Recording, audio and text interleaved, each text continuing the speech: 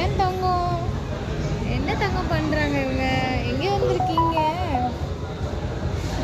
ஏன் தங்கம் கேஎஃப்சிக்கு வந்திருக்காங்க டேடி கூட.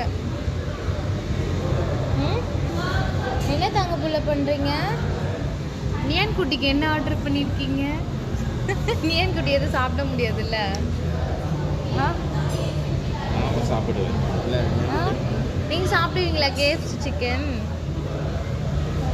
செல்லக்குட்டி, ஓ